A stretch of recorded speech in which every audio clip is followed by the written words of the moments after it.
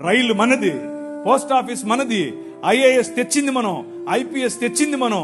తెలుగు భాషను మ్లేచ్ఛ భాష అన్నారు.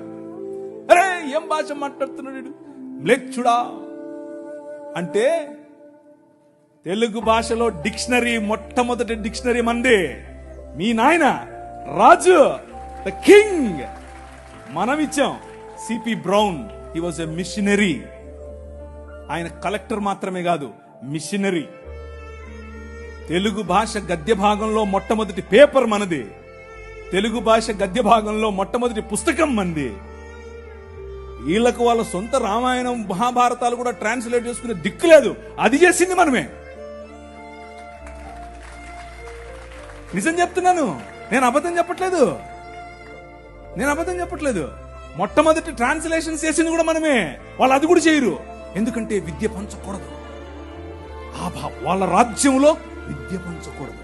మన రాజ్యం అందరికీ విద్య, ప్రతి ఒక్కరూ చదవాలి. ఎందుకు?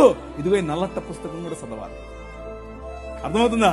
నల్లట్ట పుస్తకం చదివితే దిమాగ్ ఖరాబ్ అవుతుంది, దిమాగ్ ఫిరాయిస్తుంది, మనిషి వెంటనే మనిషి అవుతాడు. ఈ రాజ్యం మనుషుల కోసం రాజ్యం. ఆ రాజ్యం తలకాయలో నుంచి వచ్చిన వాళ్ళకి మాత్రమే రాజ్యం, భుజాల్లో నుంచి వచ్చిన వాళ్ళకే రాజ్యం.